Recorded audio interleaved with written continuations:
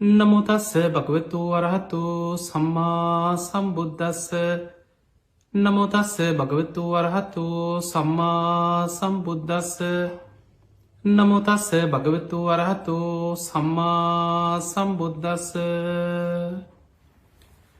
පිංහතුනි, අද අපි සමහර සිදුවීම් අපේ ජීවිතවලට අහම්බයක් වගේ සමහර වෙලාවට පෙනුනට ඒ පසුපස තියෙන සංසාරික කර්ම විපාකවල බැඳීම අද අපි මේ ධර්ම දේශනාව තුළින් තේරුම් ගන්න උත්සාහයක් ගන්න.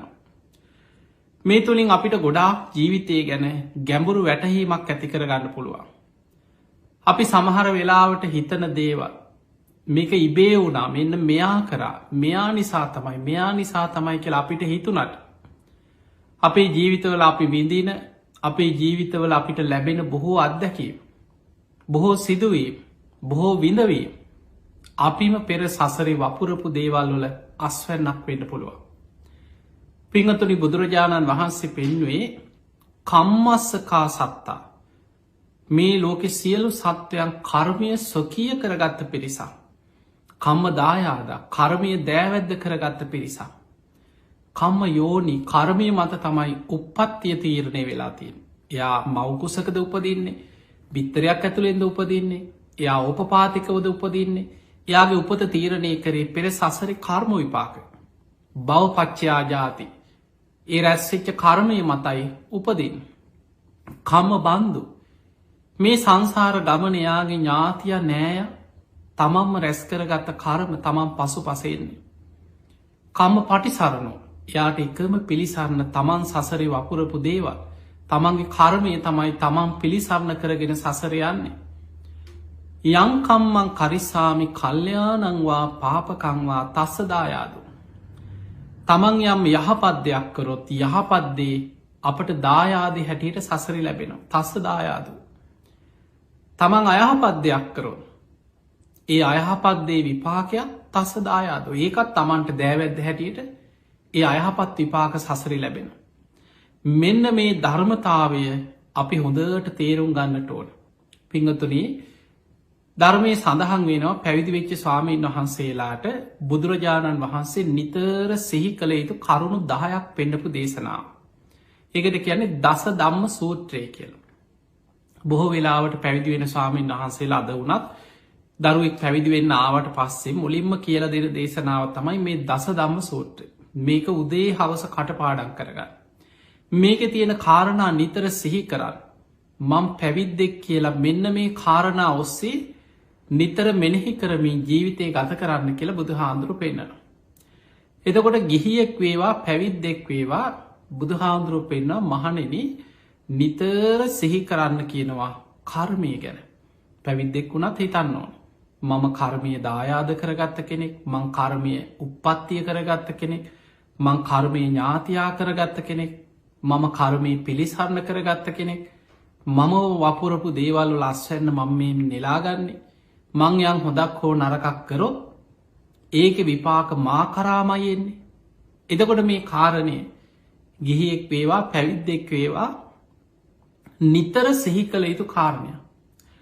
පිංහතුනේ, ඔබ දන්නවා කර්ම විපාක එනකොට බුදුහාදුරුව බොහොම ලස්සන ගාථාවක් පෙන්නනවා. න අන්තලික්කේන සමුද්ධ මජ්ජය. අන්තලික්කේ ගැන මේ අහසේ කොහෙවත් කර්ම විපාකවලින් බේරෙන්න හැන්ගෙන්න්න තරක් නෑ කියන. සමුද්ධ මජ්ජයේ මුහුද මැදට ගිහිල්ලා එක්කො රටෙන් පැනලා කොහරි දූපතක හැංගිලා කර්ම විපාකයෙන් බේරෙන්න්න නම් තැනක් නෑකින මේ ලෝකෙ.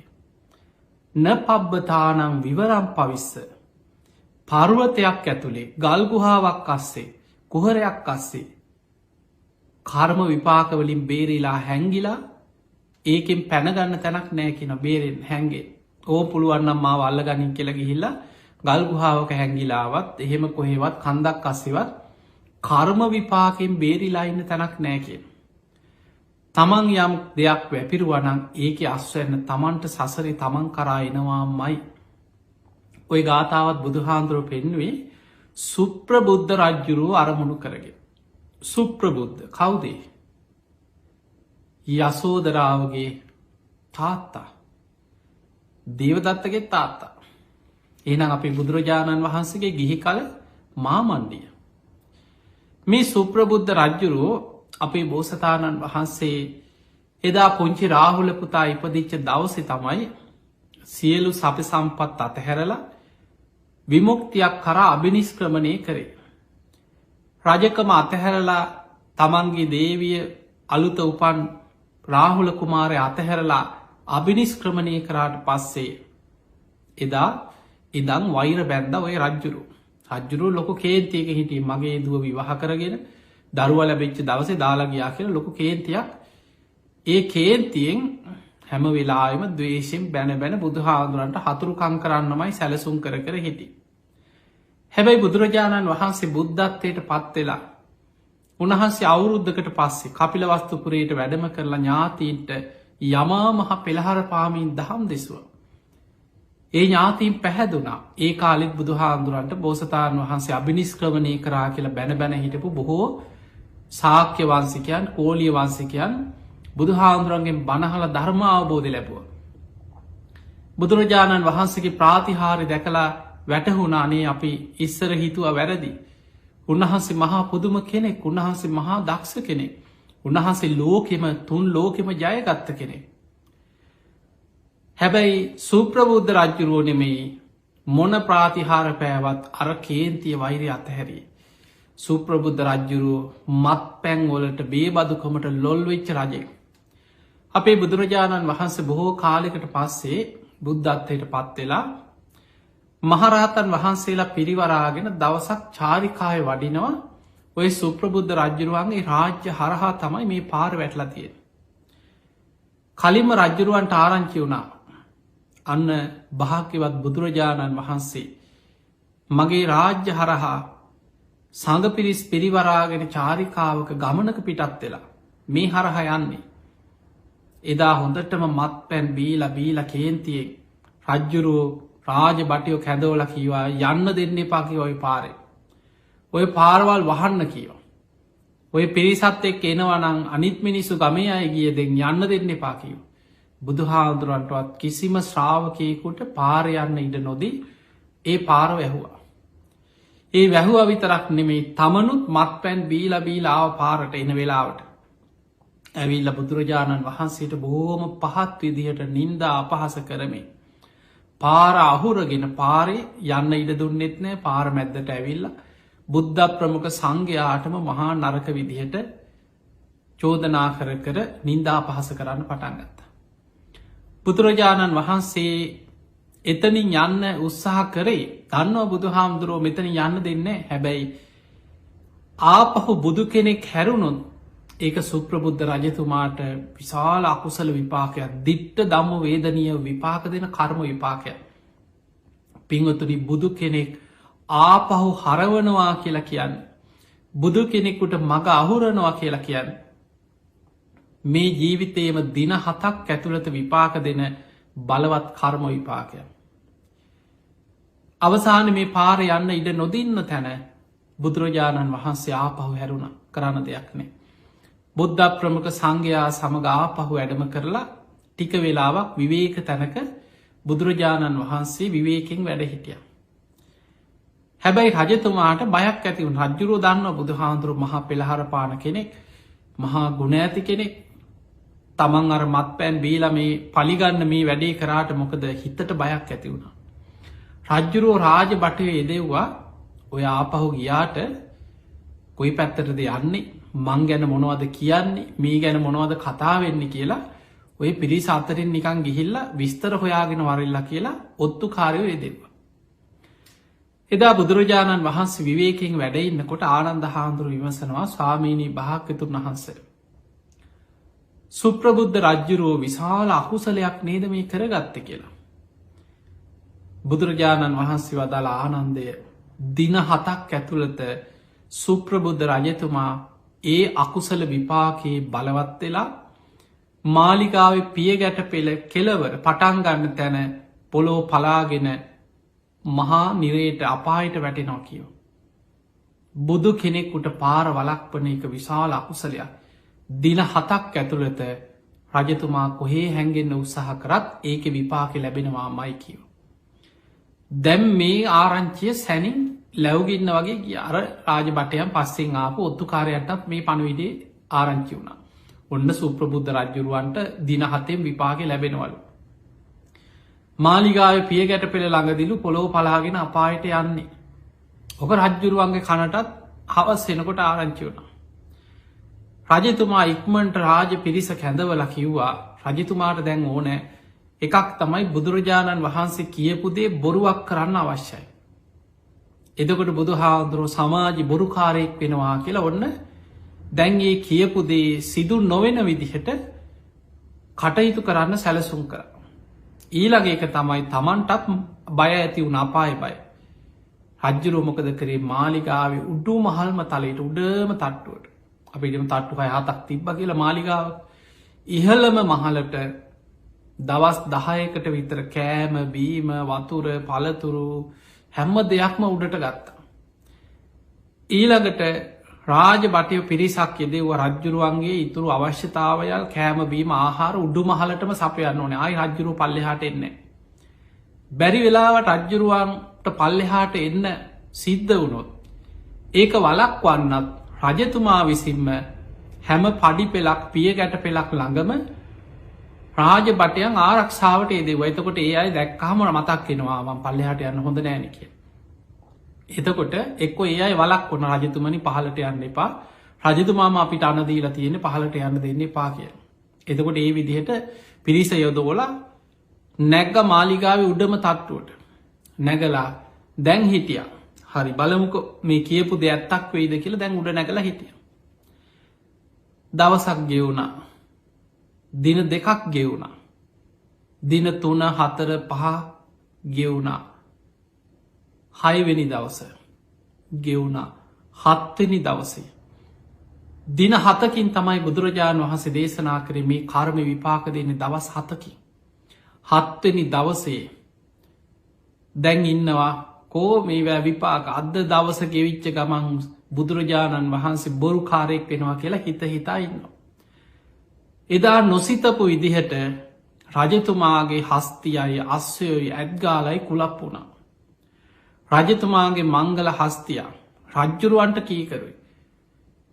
හිතාගන්න බැරිවිදිය රජ්ජුරුවන්ගේ ඇත් ගොව්වටවත් ඇත්තු පාලනය කරන අයටවත් කීකරු නොවී මේ ඇතා ඒ වගේ මනෙක්‍රමං අස්වයෝ ටික කුලප්පු වෙලා එහෙ මෙහි දුවනු. මේ ඇතා කුලප්පු වෙලා තාප්ප පෙරලනෝ ඇත්ගොව්වන්ට පහර දෙනවා. අර වටේ ඉන්න සේවකයන්ට පහර දෙන මාලිගාවේ භූමිය වටේ ඇතා දුවනවා. උඩු මහල් තලේ හිටපු රජ්ජුරුව කෑ ගැහුව පහලට කෑ ගහලා අර පිරිසට ඇහෙන්න මෙහෙම කරන්න කික රජ්ජුරු උපදෙස් දෙනවා. පල්ලෙහා මිනිස්සුන්ගේ මර බය කෑගහන හඬ ඇතාගේ කුංචනාදේ මේකකටවත් රජ්ජුරුවන්ගේ කටහඬ පහලට ඇහෙන්නේ. රජ්ජුරුව කෑගැහව හරියන්නෑ මුන්ට මෙච්චර කෑගහලත් ඇහෙන්නෑනේ ඉඳ පම්මන් පල්ලට එනකං කියලා අර පඩි පෙළේ පල්ලෙහාට එනකොට රාජ බටය වැලැක්ව තල්ලු කරගෙනාව පල්ලෙහාට මමයි රජ්ජුරු මට යන්න දීපන් කියලා. අර රාජ බටයෝ පිය ගැට පෙළ හැම්ම තැනකදිම හිටපු අයි තල්ලු කරගෙන රජ්ජුරුව පල්ලෙහාට ඇවිල්ලා පිය ගැට පෙළ ඉවර වෙන තැනදි පොළොවට අඩිය තියෙනවා සමගම පොලෝ පිපුරුව විශාල ගිනිජාලාවක් මතු වුණා. සුප්‍රබුද්ධ රජ්ජුරුවෝ එහෙම පොළොව ඇතුළට ඇදිලගියා අපායට ඇතිලගිය. එතකොට බලන්න මේක බුද්ධ දේශනාවල සඳහන් වෙන ත්‍රිපිටකයේ සඳහන් වෙන සිදුවීම ඔබහල ඇතිව කතාව. එතකොට මේ මුල් කරගෙන තමයි බුදුරජාණන් වහන්සේ ගාථාව දේශනා කරන්න. න අන්තලික්කේන සමුද්ධ මච්චේ අහසේ හැංගිලා බේරෙන්න තැනක් නෑ. එතකොට දැම් මේ කර්ම විපාකෙන් බේරෙන්න්න හිතාගෙන්නේ මාලිගාවේ උඩටම නැගලා දවස් 7 පනින්න දවස් 10කට 12කට කෑම බීම අරගෙන ආරක්ෂක යොදාගෙන රජ්ජුරු උඩ හිටිය මංගෙන්නෑ කිය හැබැයි ඒ වෙලාවට කොහොම හරි කාරණා යෙදුනා කර්ම විපාකෙ මතු වෙලා එනකොට. ඒ නිසා අහසේවත් සමුද්ධ මජ්‍යය මුහුද මැදවත් න පබ්බතානම් පරෝතයක විවරම් පවිස්ස ගල්ගුහාාවක සිදුරක් අස්සේ කොහෙවත් හැංගිලා කර්ම විපාකවලින් නම් බේරෙන්න තැනක් නෑ කියන. එනිසා මතකතියාගන්න අපිම වපුරපු දේවල් අපි කරායනවා. දැන් සමහර වෙලාවට වේ අපිට හැබැයි එක පේෙන් නෑ මේ අපිම කරපුදේ අපි වටා එනවා කිය අපිට එක හොයන්න බෑන. මොක සමහර කර්ම විපාක ආත්ම සිය ගනම් විපාක දෙනවා. සමහර කර්ම ඉවර වෙන්නේ ආත්ම 500ක් 1000 ආත්ම 600 700 එක දිකට විපාක දිදී විපාක දිදි විපාක දිදී ගිහිල්ලා ඒ කර්ම විපාකල විපාක ශක්තිය අවසන් වෙන්. මේ කර්මය කියන එක මහා පුදුම දෙයක්. එතකොට දැන් කෙනෙකුට හිතන්න පුළුවන් මේක මහා පුදුමයින්න මේක මහා පුදුමා දෙයක්නේ. පිංහතුනි මේක ලෝක ධර්මතාව මේක නියාමයක්. කම්ම නියාම තමයි ලෝකෙ ස්වභාවයක්. මේක මේ බුදු හාන්දුරු කරන දෙයක් නෙමෙයි. අපි කවුරුත් යටයි. බුදුරජාණන් වහන්සේ පවා උන්වහන්සේ දේශනා කරනවානේ. දීර්ඝ සංසාර ගමන බෝසතාණන් වහන්සේ පාරමී පුරද්දි ඊටත් පෙර. අසංකීය ගණන් කල්ප ගණන් සසරේ කරපු සමහර කර්ම විපාක උන්වහන්සේට බුද්ධත්වයට පත්වෙලා පිරිනිවන් පානකං උන්වහන්සේටත් බලපෑම් මතුවෙච්ච අවස්ථා තිබුණා.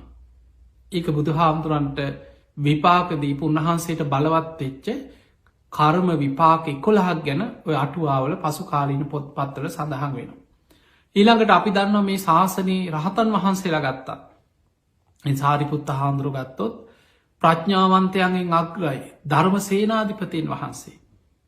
උන්වහන්සේට පුතුමාකාර බඩේ අමාරුවක් තිබුණ. ඒක විටිං විට වැඩි වෙනවා. මොන්නම විදිහකටවත් බෙහෙතකට අල්ලන්න කොච්චර දක්ෂ වෛද්‍යවරු මොනතරං දක්ෂ වෙදමහත්තුරු මොනව කරත් ඒ වේදනාව විඳල දවස් කීපයක් විඳලම තමයි ඒ වේදනාව එහෙම යටපත්තෙන්. පුදුම වේදන සමහර දවස්වලට සාරිපුත්ත හාමුදුරු බඩ අල්ලගෙන වේදනාවෙන් වාඩි වෙලා ඉන්නවා මුගලන් හාමුදුරුව දකිනවා. එක දවසක් දකිනවා සාරිපුත්ත හාමුදුරුවන්ගේ බඩේ අමාරු හොද්දටම වැඩි වෙලා. උන්වහන්සේ බඩ අල්ලගෙන වේදනාවෙන් වැඩඉන්නවා දකිනවා. ඒ දැකලා මුගලන් හාමුදුරුව ඇවිල්ල අහනවා සාරිපුත්තය ඔබහන්සේ බොහොම අපහසුවෙන් වේදනාවෙන් වැඩඉන්නේ. ඔබහන්සේට ඔය ලෙඩේ ගිහි කාලෙත් තිබුණද කියලා පැවිදිවෙන්න කලින් ඒ කාලෙත් තිබ්බද.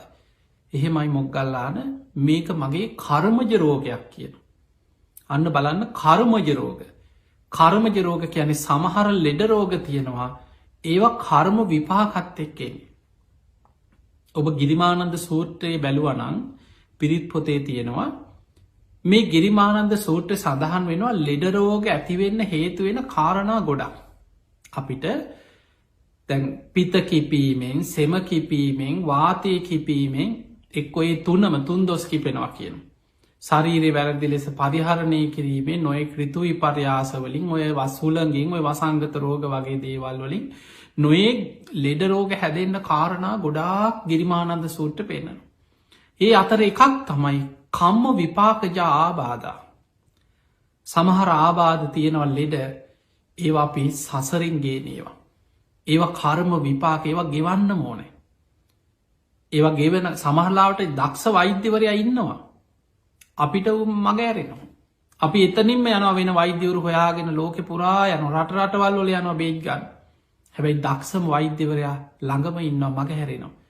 වැඩක් නෑ කියලා හිතෙනවා යාගේ බේත්. අන්තිමට කර්ම විපාක ගෙවල ඉවර වෙනකොට තමයි අන්නේ වෛද්‍යවරයාගේ බේත් අල්ලන්න. එතකොට මේ වගේ කර්ම විපාක හරි පුදුමයි. දැන් එතනදී සාරිපුත්ත මුගලන් හාමුදුරුවෝ අහනවා සාරිපුත්ත ඒ කාලේ ගිහි කාලේ ඔබහන්සේට ඔය වගේ අසනීපයක් ආවහම ඔබේ අම්මා ඔබහන්සේගේ මෑණියන් මොකක් හරි බෙහෙතක්කත් පොඩි කාලි දීලා තියෙනවද. ටිකක් හරි සුවවෙන්න වේදනාව අඩුවෙන මොකක් හරි බෙහෙතක් තියෙනවද. ඒ වෙලාවෙ සාරිපුත්ත හාමුදුරුවෝ කියනවා ඒ කාලේ අම්මා මේ විදිහ කැඳක් හදනවා. මෙන්න මේ වගේ බෙහෙත් වර්ග දාලා කැඳක් හදනවා බෙහෙත් කැඳක්. අර කැඳේ විස්තර ටික සාරිපුත්ත හාමුදුරුවෝ කියන. මෙන්න මේ වගේ බෙහෙත් වර්ග දාලා මෙන්න මේ ප්‍රමාණවලින් මේ කැඳ හදලා ඒ කැඳ එක බීවට පස්සේ ගොඩක් මේක සනීප වෙන සම්පූර්ණයනෙම ගොඩක් දුරට සුවපත්වෙන. ඒ කියන කාරණය අහගෙන හිටිය උක්ෂ දේවතාවේ. මේ දේවතාව කල්පනා කරා මට පින් කරගන්න අවස්ථාව. ඒ වෙලායි මුගලන් හාමුදුරුව කියනවා සාරිපුත්තයන් වහන්ස ඔබහන්සේ බොහෝ පින්වන්ත කෙනෙ. ඔබහන්සේ ඒකා සංකයේ කල්ප ලක්ෂයක් පාරමී පුරපු මහා පින්වන්ත කෙනා මේ බුද්ධ ශාසනය. බුදු හාදුරු ළඟට ඉන්න ඊළඟ ප්‍රඥාවන්තයන්ගෙන් අග්‍රම කෙනා ධර්ම සේනාධිපතින් වහන්සේ. ඔබහන්සගේ පිනට හෙට උදෑසනම පින්ඩ පාතයද්දී ඔය කැඳේ අපිට ලැබෙයි කියව. ඒ සැනින් අර දේවතාව ඒ ආරාමෙන් ළඟ පින්ඩ පාත යන පාරි පලවෙනිම නිවසේ කාන්තාවකට පෙනීදලා ඒ වෙලාවි මේ කැඳ හැදෙව්වා. ඒ කාන්තාවට හරහා කොහොමහරි මේ දැන් මේ අමනුස්සයා උක්ෂ දේවතාව එකැන මෙතන මහා ඉහල දිවිය කොට්ටාසෝල ඉන්න දෙවරු නෙමේ. පොළොව ආශ්‍රිත ඉන්නවා නොය කමුන් පින් අපේක්ෂාවෙන් ඉන්න අමනුස්යෝ ඉන්න. කාටහරි උදව්වක් කල ඒ පින අනුමෝදන් වෙලා ගැලවෙන්න බලාගෙන ඉන්න ඉන්න. එතකොට අර කාන්තාවට අපි හිතු බැඟට ඇතුළුනා කියලා. එතකොට එහෙම වෙලා කොහොමහරි මේ කැඳ හැදවා. දැන් මේ අයි දන්නෙත්න දැන් කැඳ හදලා පහුවදා සාරිපුත්ත හාදුරන්ට උදෙත් දැම් බඩේ අමාරු යාගණ්ඩ බෑ. මුගලන් හාමුදුරුව ඇවිල්ලකිව සාරිපුත්තයන් වහන්ස ඔබහන්සේ අද වැඩඉන්න. ඔබහන්සේ බොහොම අපහසුවෙන් ඉන්නේ. ඔබහන්සේගේ බඩේ අමාරුව වේදනාවෙන් ඔබහන්සේ බොහොම අමාරුවෙන් ඉන්න. ඔබහන්සේ කුටියම වැඩ ඉන්න අද මං පින්ඩ පාති ගිහින් ඔබහන්සේට දානටි කරගෙන ඉන්නම් කියලා හොඳයි කියෝ. මුගලන් මහරහතන් වහන්සේ පින්ඩ පාති වැඩිය වඩිනකොට පලවෙනි නිවසෙන්ම හිතාගන්නවත් බෑ අර කැඳේක ලැබුණා. පාත්තරයට අර විදිහෙම කැඳ එකක් ලැබුණ. ඒ වෙලාවේ මුගලන් හාමුදුරුව පාත්තරයට කැඳ එක පිළිගත්ත පිළි අරගෙන කැඳ ගන්නකොටම හිතුනම් සාරිපුත්තයන් වහන්සේ මහා පින්වන්ත කෙනෙ. උන්වහන්සේගේ පිනටමයි මේ කැඳ එකනල් ලැබුණේ කියලා. අර කැඳ පාත්තරය අරගෙන ඉක්මනට හැරිලාව මුගලන් හාමුදුරුව සාරිපුත්ත හාමුදුර ළඟට ඇවිල්ලකිව සාරිපුත්තයන් වහන්සේ ඔබහන්සේ මහා පින්වන්තයි. මෙන්න ඒ රාත්‍රී අපි කතාවෙච්ච ඔබහන්සේ කියපු කැඳ ඒ විදිහටම හදලා අද ගෙදරකින් මට ලැබුණ කියව. ඒ වෙලාවේ සාරිපුත්ත හාන්දුරන්ගේ අතට පාත්තරේ දුන්න ඉක්මනින් වලදන්න ඔබහන්සිකවේ බඩේ අමාරුව සුවපත්වෙන්න. සාරිපුත්තයන් වහසමී කැඳ වලදන සේක්වා කියල මුගලන් හාන්දුරු කැඳ පාත්තරය අතරතුන්. පිංහතුනි බලන්න සාරිපුත්ත මහරහතන් වහන්සේ මොනතරම් පිරිසිදු සිල්වත් කෙනෙක්ද. මොනතරං ආජීවෙන් පිරිසිදුද. කොච්චර අසනීපෙකට වනත් උන්වහන්සේ කැඳ පාත්තරය අරගෙන වලදන්න කලින් අතේ තියාගෙන බැලුවා කොහොමද මේ කැඳේක ලැබුණේ. කාටවත් කිව්වෙනෑ ඒ රාත්‍රී මේ කොටියේ මේක කතාවනේ මුගලන් හාමුදුරුවොත් එක්ක විතරයිමං මේක කොහොමද ලැබුණෙ කියලා උන්වහන්සේ ප්‍රඥාවෙන් දිවසි බැලුව. බලනකොට දැක්ක මේක අහගෙන ඉදලා යම් අමනුස්සෙක් උක්ෂ දේවතාවෙක් මේ ළඟගෙදරක ඉන්න කාන්තාවකට ආවේශ වෙලා රාත්‍රී. ඒ කාන්තාව බය කරලා තියෙන මේ කැඳ එක හැදුවේ නැත්නම් අනතුරක් කරනවා කියලේ කාන්තාව බය කරෝල තමයි කැඳ එක හදලා පූජ කරලා තියෙන. දැම් පින් කරගන්න තමයි අමනුස්්‍යයක කරේ. හැබැයි කරපු ක්‍රමේ වැරදි. කෙනෙකුට හිරිහැර කරලා කෙනෙක්කො බයකරෝල හදපු කැඳක්. සාරිපුත්ත හාන්දුරුව කැඳේ කතේ තියාගෙන කල්පනා කරා කෙනෙක්කුට බය කරලා කෙනෙකුට හිංසාවක් කරලා කෙනෙක්කො බියගන්වල හදවපු මේ කැඳ මං වලදන්නේ මගේ ජීවිතේ නැති වුනත් මං මේ කැඳේක වලදන්නෑ කියලා. එහෙම්ම කැඳ පාත්තරයේ උන්වහන්සේ හැලුව කියනවා ඉදිරිය. උන්වහන්සේ එලියට කැඳ පාත්තරයේ හලනවා සමගම උන්වහන්සේගේ පිරිසිදු සීලේ අධිෂ්ඨාන බලය ආජීවේ තියෙන පිරිසිදුකම කොච්චරද කියන්නේ තමන්ට ලැබිච්ච බෙහෙත් කැඳේක කෙනෙකුට හිංසාවක් කරලා හදෝපු නිසා අමනුස්සෙක් වුණත් උන්වහසේ දැනුවත්ත කරපය කන්නෙමේ නමුත් ඒක මට සුදුසු නෑ කියලා කැඳ පාත්තරේ හලනකොටම අර කැඳ ටික හැලීගෙන ගිය යම්සේද ඒ විදිහටම අර බඩේ වේදනාවත් ඒ විදිහටම සුවපත් වනා කියනවා ඒ සැනින් කැඳ ටික හැල්ල ඉවර වෙනකොටම බඩේ අමාරු සනිප වනා කියනවා අර කර්ම විපාකවල ස්වභාව. ඒ වෙලාවේ අර පින බලවත් වන ආජීව පිරිසිදු පින බලවත් වෙනකොට ඒ කර්ම ඒ මොහොතට යටපත් වුණා. ඒ කර්ම විපාක යටපත් වෙලා ගිය. ආයමත් සාරිපුත්ත හාදුරන්ට ඒ බඩේ අමාරු ආවේ පිරිනිවන් පාන්න ආසන්න වෙලාවේ. එතකම් මතු උන්නෑ කිනො එතනින් පස්සේ. සාරිපුත්ත මහරහතන් වහන්සේ පිරිනිවන් පාන දින ලංවෙනකොට තමයි අන්නේ බඩේ අමාරු අරයට එදා යටපත් වෙච්ච බඩේ අමාරු අවුරුදු ගානකට පස්සේ ආයි බලවත්වනේ. ඒ නිසා සාරිපුත්ත හාමුදුර අවසානි පිරිනිවන් පාද්දි බඩ ඇතුළි කොච්චර වේදනාද කෙන තුවාල හැදිලා. උන්වහන්සේට පඩික්කම් පිරෙන්න ලේ යන්න පටන්ගත ලේ වමනයනවා ලේ බඩෙලියන.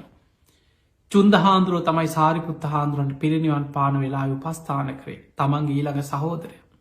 එදකොට අපිට පේනවා රහතන් වහන්සේලා අතරගත්තත් කර්ම විපාක පස්සෙන් ආපුයින්නවා. දැම් බලන්න අපි කවුරුත් දන්නවානේ චක්කුපාල මහරහතන් වහන්සේ රහත් වනා. හැබැයි පෙර සසරේ කල්ප ගානකට පෙර ඇස්වෙදකං කරද්දී තමන්ගේ බෙහෙත් ගන්න ආපු පුද්ගලයාගේ පොරොන්දුවක් කඩ කරා කියලා දවේශයෙන් දෙන්නම් වැඩේ කියලා ඇහැ අන්ද වෙන්නම බෙහෙතක් බැන්න. එතකොට එදා බලන්න ඇස් වේදකං කී දෙනෙගේ ඇස් සුවපත් කරලා ඇද්ද. ඒ පිනේ විපාක තමන්ට ලැබුණ වගේ මයි. අර දවේශයෙන් වෛරෙන් කේන්තියෙන් ඇහැක් අන්ද කිරීමේ විපාකයක් තමන්ට සසර කර්ම විපාකයක් හැටියට තමන්ගේ පස්සෙන් ආවා. අවසානයේ රහත් වෙන දවසේ තමන්ගේ ඇස් සඳ වුණා. පිරිනිවන් පානකන් තමන්ටේ විපාක අන්තිම වෙලාවෙ හරි ඒවට කියන්නේ ප්‍රවෘත්ති විපාක රහතන් වහන්සේලාටත් පිරිනිවන් පානකම් විපාක දෙන කර්ම විපාක තියෙන. තිය නිසා පිංහතුනි කර්මජ රෝග කර්ම විපාක මේ සසරි අපි පසු පසේනවා. මේ කර්මයේ විපාක විෂය හොඳට තේරුම් ගන්න. තේරුම් අරගෙන උත්සාහ කරන්න අප්‍රමාදීවෙන් මේක අපිට දුවල බේරෙන්න්න පුළුවන් දෙයක් නෙමේ ඔන්න කර්ම විපාකයනවා දුවල බේරියල්ලා කියලා අපි කාටවත් කොහෙවත් දුවල හැංගිලා බේරෙන තැනක් නෑ. ඔන්න කර්ම විපාකයනවා හැංගිලා බේරියල්ල කියලා ගල්ගුහාාවකවත් කන්දක් අස්සෙවත් හැංගිලා බේරෙන්න තැනක් නෑ. වැඳල බේරෙන්න්න පුළුවන්කමකුත්නය අනේ මට හිම කරන්න පා කියලා වැඳල බේරෙන්න්නත් බෑ. එනිසා මතකතියාගන්න කර්මීස බහ දැන් බුදුරජාණන් වහන්සේ අපිට භාවනාවල් පෙන්නවා මෙත්තා කරුණා මුදිතා උපෙක්ඛා කියලා. මෛත්‍රිය අපි සත්වයන්ට මෙත් සිත පතුරෝනු. තමා උපමාකරගෙන හිතනවා මම වගේම මේ ලෝක අනිත් හැමෝම නිදුක්වේවා නිරෝගිවේවා සූපත්වේවා වෛර නැත්තෝ වෙත්වා තරහ නැත්තෝ වෙත්වා කියලා අපි මෛත්‍රී සිත ලෝකෙට පතුරෝනු. කරුණාව කියලා කියන්නේ අපිට කෙනෙක්ගේ දුකකදී හිත උුණු වෙනවා. අනුන්ගේ දුකේද හිත උුණු වෙන ගති අනේ පවෝ කියලා අපිට දෙයක් වුණා වගේ ලොකු දුකක් ඇතිවෙන අනුන්ගේ දුකකදී. කරුණාව. මුදිතාව කියලා කියන්නේ අනුන්ගේ සැපයක් දියුණුව දැකලා සතුටු වෙන. කොච්චර දෙයක්ද. අනේ සාදු. අන්න එහෙම හදවතින් සතුට වෙන අපි හිතම කවුරුහරි හොඳට විභාග පාස් වෙලා අල්ලපු ගෙදර දරුවේ. හදවතින්ම සතුට වෙන අනේ සාධ කොච්චර දෙයක් ධනය හොඳයි. ඒ අයට හරියන්න ඕන කියල හිතන. අමාරුයි සමහරලාවට තමන්ගෙම නෑදෑය අතර බල සහෝදරවරුන්ගේ වුණා. හිත හොඳයි හොඳයි කොච්චර හොඳදක හිත ඇතුළෙන් කොච්චර ඉරිසිය කරනවද. හිත ඇතුළෙන් කොච්චර මිනිස්සු කුහකකං කරනවද. ඉරිසියාව කියන එකට තනිකරම ප්‍රතිවිරුද්ධ දේ තමයි මුදිතාව. අනුන්ගේ දියුණුව දැකළ සතුටුවීම. අනුන්ගේ සැපයකදී සතුටු වෙන ගතිය. කෙනෙක් වාහනයක් ගන්නවා කෙනෙක් ලොකුගේයක් හදාගන්නවා කෙනෙකුට උසස්වීමක් ලැබෙනවා දරුව විභාග පාස්සෙනවා ඒ අය තව ඉඩංගන්නවා ගෙවල් හතනවා ඒ අය බලාගෙනින් නැද්දි වේගෙන් දියුණුව කරා යනකොට ඒ දිහා බලාගෙන තමන්ට අවංක හදවතින් සතුටක් ලබන්න පුළුවන් අනේ කොච්චර දෙයක් ධනේ හොඳයි කියලා හදවතින් සතුටු වෙන්න පුළුවන් හිතක් ඔබට තියෙනවන. අන්න ඔබ මුදිතාගුණේ වඩන කෙනෙ. ඒ විදිහට අනිත් අය ගැනත් හිතනවනේ මේ අයටත් ඒ වගේ හරියන්න ඕන මේ අයටත් හරියන්න ඕන මේ දරුවන්ටත් හරියන්න ඕන ඒ අවංක ආශිර්වාදය. දැන් හැබැයි ඔය තුනම අපි හිතුවට හැමෝට මේ විදිහට ලැබෙන්නේ. අපි හිතනවනේ මේ අයටත් හරියන්න ඕනේ හරියන්න ඇයි ඒ අයි සසරි වපුරපු දේවල්. අපි දියුණු වෙච්ච කෙනෙක් දිහා බැල්ල හිතුවට එයා සසරි කරපු පිනය. දැ මිනිස්සු නොදැනගෙන ඊරිසියා කරන්නේ තමන් දන්නේ මේ කර්මය ගැන දන්නවනම් කවදාවත් කෙනෙකුට ඉරිසියා කරන්නේ. ඇයි ඉරිසියා කරලා වැඩක් නෑ. එයා දැන් අපි ගමු කෙනෙකුට බලාගෙනින් නැති දියුණු වෙනවා. ඒ දියුණුවෙන් එයා සසරි පුදුම විදියට දන්දීපු කෙනෙ. අනුන් සම්බන්ධ කරගෙන උදව්පකාර කරලා මිනිස්සුන්ට දන්දීපු පින තමන් උපවපන් ආත්ම භාවල සුකා පටිපදා සැප සහිත මාර්ගයක් තුළම සැප සහිත ජීවිතම ගෙවගෙව කල්ප ගණන් ඒවැ විපාක සසරි තමන්ට ලැබෙනවා. කෙනෙක් ලස්සනට ඉපදිලායින ය හරි ලස්සනයි. එයා ගැන ඉරිසියාවක් උපදින්නේ ධර්මය දන්න ඇති කෙනාට. එයා සසරයේ පින් කරලා. එයා සසරි හරියට ගරු කළ යුත්තන්ට ගරු කරලා පිදිය යුත්තම් පුදලා. එයා බොහොම නිහතමානීව ඒ කරපු පින්කංවල විපාක තම යා ලස්සන වෙලා උපදින්න. කෙනෙක් බොහොම උගත් හොඳට විභාග පාස්සෙන හොඳ උගතේ බලාගනින් නැති රටේ ඉහලට යනවා. ඒකට ඉරිසියා කරල වැඩක් නෑ. යා සසරේ බුදුහාදුරු පෙන්න්නන උපෝපං ආත්ම භාවල කුසල් මොනවද අකුසල් මොනවද හොඳ මොකක්ද නරකමොකක්ද යහපත කියන්නේ මොකක්ද අයහපත කියන්නේ මොකක්ද මේ දේකරොත් හොඳක් වෙයිද නරකක් වෙයිද ඒ දේවල් විමසලා යහපතේම යෙදිලා කියන. කුසලේ යෙදිලා හොඳ දේවල් නිතර සසරි පුරුදු කරලා එවැනි අය උපවපං ආත්ම භාවල බොහොම බුද්ධිමත් ඥානවන්ත ප්‍රඥාවන්ත අයි වෙලා උපදිනම්. ඒ අයි තමයි සමාජිහලට යන්න. එතකොට අපිට පේනවා මේ හැම දෙයක්ම කෙනෙක් දීර්ඝාවිෂ විදින්නේ සසරි ප්‍රාණඝාතයෙන් වැලකීමේ විපාක. කෙනෙක් අඩු අයසෙන් මැරෙන්නේ සසරි නිතර ප්‍රාණඝාතාදී අකුසල් කරපෝ එකේ විපාක. කෙනෙක් උපන්දායිනල් ලෙඩරෝග බහුල කෙනෙක් වෙන්නේ. එයා සතුන්ට සසර හිංසා කරලා අතපය කඩලා අඩු කඩලා සම්කුරුල්ලෙක් වෙන්න පුළුවන් පිහාටු කඩලා ඔය වගේ සසරි රැස් කරගත්ත කර්ම විපාක උපෝපං ආත්ම භාවල එක්ක අංගවිකල් වෙලා උපදිනවා අතපය ඇබරිලා උපදිනවා එක්ක මොනවහරි වෙලා අතපය කපන්න වෙනවා එක්තැන් වෙනවා ඒව සසරේ තමන් වපුරපු කර්මෝල විපාක. එතකොට මේ කර්ම ස්වභාවය දන්නවන අපේ හිත මධ්‍යස්ථ කරගන්න පුළුවන්. අපි මෛත්‍රී වඩනවා පිනාතර අග්‍රම පිනා. කරුණාව කෙනෙක්ගේ දුකද හිත වුණු එනවා විශාල පිනා. ඒකෙනා තමයි තව තවත් අනුන්ට උදව් කරන්න. මුදිතාව විශාල පිනා. හැබැයි ඒ සියල්ලට වඩා කර්මය ගැන හිතන කෙනා හිත උපේක්ෂාවට ගන්න.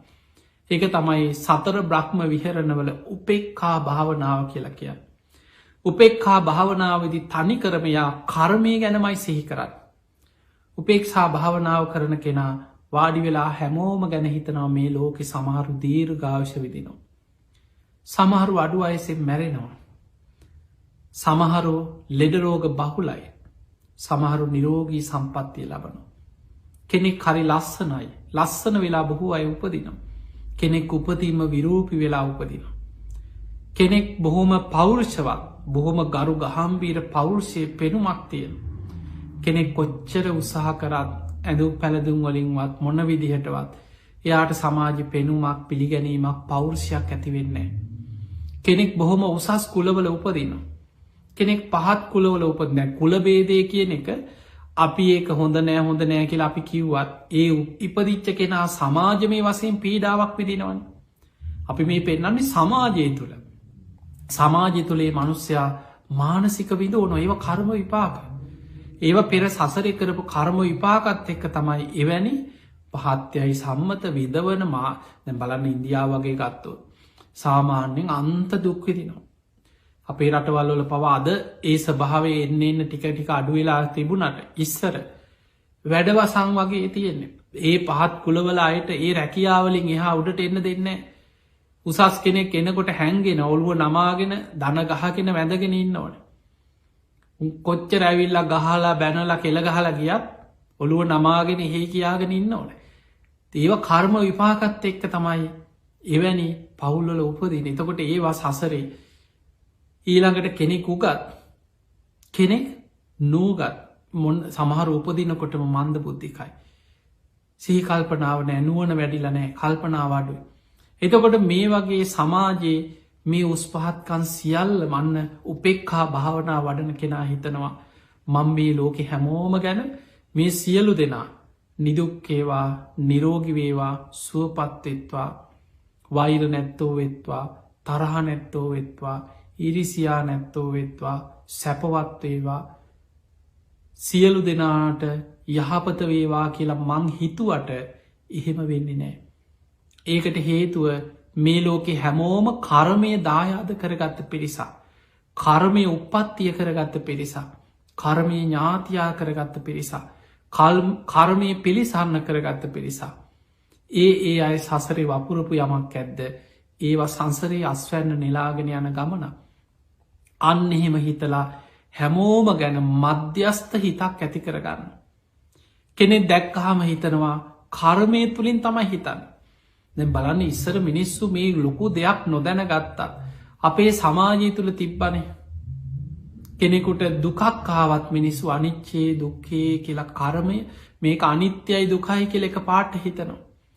ප්‍රශ්නයක් කරදරයක් කාවත් මේක ඉතින් කරුමේ අපි සසරි කරගත්ත දේවල් කියලා එක පාට සිහි කරන. මතකතියාගන්න කර්මය ගැන සිහි කිරීම. හැබැයි මතකතියාගන්න සමහරු මේක කරුමේ කිය ඔහේ ඉන්නවා. කර්මය කිය එහෙම කර්මයට වහල් වෙලා ඉන්න එකක් බුද්ධ ශාසනය නෑ. බුදු හාදුරුව පෙන්වේ කර්ම ජයගන්න පුළුවන්. කුසල් බලවත් කරලා අකුසල විපාක ජයගන්න පුළුවන්. ඒකට තමයි සතර සම්යක් ප්‍රධාන වීරිය බුදු හාන්දුරු පෙන්ලතිය. උපන්නාව කුසල් බලවත් කරනවා. නෝපන් කුසල් උපදවාගන්නවා. එතකොට මතු වෙලා තියෙන අකුසල් තියෙනවන ඒවා යට පත්වෙනවා. නෝපන් අකුසල් නූපදින උපන් අකුසල් ප්‍රහාණය වෙලා යන. අකුසල් ප්‍රහාණය කළ කුසල් බලවත් කරන්න පුළුවන් වීරිය. ඒ වීරියට කියනව සතර සම්යක් ප්‍රධාන වීරිය කියලා. ඒ නිසා පින්වතුනි වීරියෙන් ජයගන්න පුළුවන්. පෙර කර්ම විපාක අපේ පස්සේ මොන්න තරං ආවත් වීරියවන්ත කෙනා නුවණැති කෙනා මේක මම වපුරපු දෙයක් කියලා හොඳට බුද්ධියෙන් තේරුම් ගත්ත කෙනා කර්මය කියකී නැතුව යා ඒ සියල්ල ජයගෙන කර්ම විපාකවලින් ගැලවෙන. අන්නේ නිසා උපෙක්කාව පුරුදු කරන්න. බුදුහාන්දුර එක තැනක පෙන්වා මහනින බොහෝ සත් කෙනෙක් දකිනවා. බොහොම ලස්සන කෙනෙක් දකිනවා. ඒ දැකපු ගමන් ඔබ හිතන්න සාමාන්‍ය කෙලෙස් සහිත කෙනා මොකද හිතන්න කියලා.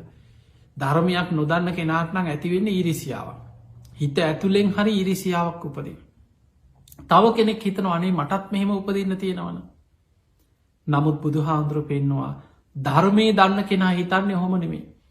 එයා හිතනවා මම සසරි කොච්චර ඔය වගේ ඉපදිලා ඇද්ද. මම සසරි ඔය වගේ කොච්චර රජවරු වෙලා සිටුවරු වෙලා ඔය තරන් බොහම ලස්සන්ට රජවරු රාජ කුමාරිකාවරු වෙලා කොච්චර ලස්සන්ට සසර ඉපදිලා ඇද්ද. අද ඒ සියල්ල නැති වුණා. හැම දේ අනිත්‍යයි. ඒ අයි සසරි වපුරපු දේවල් ඔවුන් සසරි පින් කරපුයි අද ඒක විපාක විදිනවා. යම් දවසගේ පිනත් ගෙවිලෑනු. ඒ නිසා අප්‍රමාදීව කුසල් වඩාගෙන මේ භයානක සසරෙන් මිදීම මයි යහපත කියලා හිතනවා. අන්ඩ බුද්ධිමත් කෙනා ධර්මය තුළින් හිතන හැටි. ඊළඟට බුදු හාමුදුරුව පෙන්නවා මහනෙන කෙනෙකුට පාර යනකොට හරි කෙනෙකුට දකින්න ලැබෙනවා අන්ත දුක්හිදින මනුස්සේ අප හිතම හිගන්නේ. පවුල පිටින් මහපාරේ වැරහැලි ඇඳගෙන හිඟා කනවනේ නෝනා කාලනෑ කියලා අපිකම් පිළිුණු වෙච්ච දේවල් කුණු භාක්‍ය කවසගෙන කනවා කියලා. අපිට දැක්ක ගමන් හම්මෝ සංසාරයේ කෙලෙක පාට හිතෙනවා. ඔබ හිතන්න සාමාන්‍ය කෙනා දැක්ක ගමන් හිතන්න. අර සසරයේ අක්කුසල්ම වපුරපු සමහරය නම් දැක්ක ගම අහක බලාගන සමහර පව්කාරය. අහක බලාගෙන තමන් අහක බලාගෙන ඔවුන්ටත් බැන බැනා යන පව්කාරයෝ අන්න එහෙම කියාගෙන යන. හැබැයි සමහර අය හිතනවා හම්බෝ මෙහෙමනං උපදින්න ඕන්නෑ. එහෙමත් හිතාගෙන යන. හැබැයි ධර්මය දන්න කෙනා බුද්ධිමත් කෙනා කර්මය තුළින් හිතන කෙනා බුදුහාන්දුර පෙන්වා මහනිනයා හිතන්න කියනවා මම සසරි කොච්චරනං ඔය වගේ ඉපදිලා ඇත. මේ කෙලවරක් නොපෙනෙන දීර්ඝ සංසාර ගමනේ මේ වගේ අම්මාවරුන්ගේ කුසවල් වලින් ඉපදිලා මහා පාරවල් වල කොච්චරමං හිගා කාල ඇද්ද. කෑම නැතුව කොච්චර බඩකින්නේ අඩල ඇද්ද. කොච්චර කුණු බාක්‍ය අවසගෙන මම සංසාරි කකා ඔය වගේ දුක්විඳල මහපාරවල් වල යනේනමක් නැතුව වැටිල දුක්විඳලා ජීවත් වෙලා ඇද්ද. හැබැයි ඒ කර්ම විපාකත් මට කෙවිලගිය. අද මට හොඳ මනුස්ස ජීවිතයක් ලැබිල අද මට හොඳ නුවන සහිය තියෙනවා. අප්‍රමාදියෝ වීරිය වඩලමක් කොහොමහරි මේකෙන් ගැලවෙනවා කියල හිතන්නක. අන්න ධර්මය තුළින් බුද්ධිමත් කෙනෙක් කල්පනා කරන හැටි. අන්නේ නිසා අපි හිතන ක්‍රමය ධර්මාවබෝධයට ගොඩාක් වැදගත්වෙන මේ බණහන්න ඒකට නැතුව මේ බණ අරනිකම් බණ අහන්නම් වාරය ආද හොඳ බණක් ඇහවා නිකං අර සිින්දුවක් අහනවා වගේ නිකන් ටෙලිනාට්ටි කෑල්ලක් බලනවා වගේ අදමොකක්ද කතාව අදමොකක්ද කියවුණේ අදමොකක්ද බණයි කෑල්ල අදමොකක්ද හොඳ කතාව ඒ බණහල කතන්දර එකතු කරන එකක් නෙමේ. ඔබ මතක තියාගන්න ඔබ බණක් ඇහුවට පස්සේ ඒ දේශනාවේ සාරාන්සයකක්.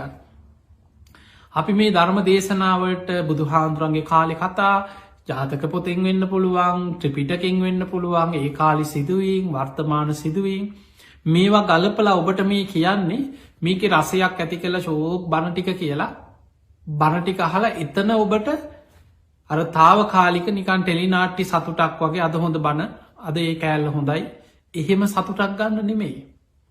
ඔබ මේ දේශනාවේ හරය ගන්න බුදුරජාණන් වහන්සේ පෙන්ුවේ අත්තං ගන්හාති අරුත්තය ග්‍රහණය කරගන්න. මුළු දේශ දැන් අද අපි ගම් පැයක බණක් ඇහවා. මුළු පැයේ බණම මතක තියාගන්න බෑ මේ කියපු වචනයක් නෑර මතක හිටින්නේ.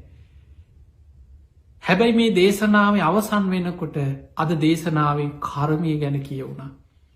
අපිම කරගත්ත කර්ම විපාක අපේ පස්සෙන් එනවා ගිහියෙක් වුණත් පැවිද්දෙක් වුණත් තමන් වපුරපු දේවල් සසර නිලාගන්න. අපි කොහොමද කෙනෙක් දැක්කහම හිතන්නේ අනුන්ට ඊරිසියා නොකර අපේ හිතට ඊරිසියාවක් එනකොට අන්න බණ මතක් එන්න ඕන සාරහන්සේ. එයා සසරි වපුරපු දේවල් එයා නෙලාගන්නේ. මං වපුරපු දේවල් මන් නෙලාගන්න මංමොකටද කාටවත් ඊරිසියා කරන්න. ඒ යාගේ පින අන්නේ විදිහට ඔබට හිතන්න පුළුවන්න. කෙනෙක් ගැන තරහක් වෛරයක් දවේශයක් ඇතිවෙනකොටම හිතන්න පුළුවන්නම් මේක විපාක මා කරායනවා. මං අනුන්ට වෛරකරොත් අනුන්ට දවේශකරොත් ඒකෙන් වෙන්නේ මගේ හිතටම අකුසල් ගොඩක් රැස්වෙනේ. ඔය විදියට කර්මය ගැන හිතන්න පුළුවන්න. ඊළඟට ඔබට ලෝක සත්‍යයන් ගැන මධ්‍යස්ථ හිතක් ඇති කරගෙන. හිත උපේක්ෂාව තුළ පවත්ව ගන්න පුළුවන්න අන්න ඔබ මේ දේශනාවෙන් ප්‍රයෝජනයක් ගත්ත කෙනෙ. ඒ නිසා බණ අහලා එතනින් නවතින්න එපා අහපු ධර්මය තමාතුරට ගල්පගන්න. එදිනෙදා ජීවිතය තුළ ටිකටික පුරුත් මේක පියවරෙන් බුදුහාන්දුරන්ගේ කාලෙනම් මහාපින් ඒ කාලෙ මෙච්චර නිකම් සමාජය තුළ පරිසරය තුළ විද්‍යාව තුළ මේ උපකරන දියුණුවක් නැති වුණාට මිනිස්සු බුද්ධි මට්ටමින් දියුණුයි. පෙර සසරි පුුණ්‍ය ශක්තියෙන් දියුණුයි. පෙර සසරි පාරමී පුරපු නිවන් දකින්න පින තියෙන මහා ප්‍රඥාවන්ත පෙරුම් පුරාගත්තයි ඒ කාලෙ හිටිය. ඒ බුද්ධි මට්ටම කියන අද මේ විභාග පාස් කල ඇති කරගන්න උපාදි නුවන නෙමේ. යෝනිසෝ මනසිකාරය තුළින් ඒ ධර්ම කරුණු තමාට ගලපල තමන් තුළින් වටහා ගැනීමේ ඥානේ. ඒක තමයි ප්‍රඥාව පහළ වෙන ක්‍රමේ. ඒත් ක්‍රමේ ඒ කාලි මිනිස්සු තුළ තිබුණ. ඒ නිසා බුදු හාමුදුරුව එක ගාථාව කියද්ද ඒක ගලපල තමන්ගේ ජීවිතය තුළින් දැක්ක. සමහරු එක දේශනාව හලා ඒ දේශනාවස්සේ තමන්ගේ ජීවිතේ අවබෝධ කරගත්තා. අද කොච්චර බණැහුවත් ඒ බණටි අහලා එතනින් නතර වෙනවනම් අපිට මේ ධර්මය ගැඹුරට යන්න බෑ. එනිසා මතකතියාගන්න මේ අහන ධර්මය ඔබ තුළින් ගලපල බලන්න. ඔබේ ජීවිතයට ගලපගන්න. ඔබ තුළින් විමසල බලන්න. දවසින් දවස පඩියෙන් පඩිය පියවරෙන් පියවර හරි ධර්මාවබෝධය පැත්තට යන විදිහට ඔබේ හිතන රටාව සිතුවිලි රටාව කර්මයට අනු ඔබේ චින්තන ශක්තිය ධර්මය තුළින් මෙහෙවීම ඒ කරුණ ඔබ ඇති කරගත්තොත් ඔබට පුළුවන් ජීවිතයේ ධර්මාවබෝධය කරායන්. ඒ පිණිස ඔබ හැම දෙනාටම අද මේ ධර්මානු ශාසනාව මේ ධර්ම දේශනාව ඔබ හැම දෙනාට ආශිර්වාදයක් වේවා ධර්මාවබෝධය පිණිසම ඔබට පාරමී ධර්මයක් බවට පත්වේවා කියලා අපි ආශිර්වාද කරනවා.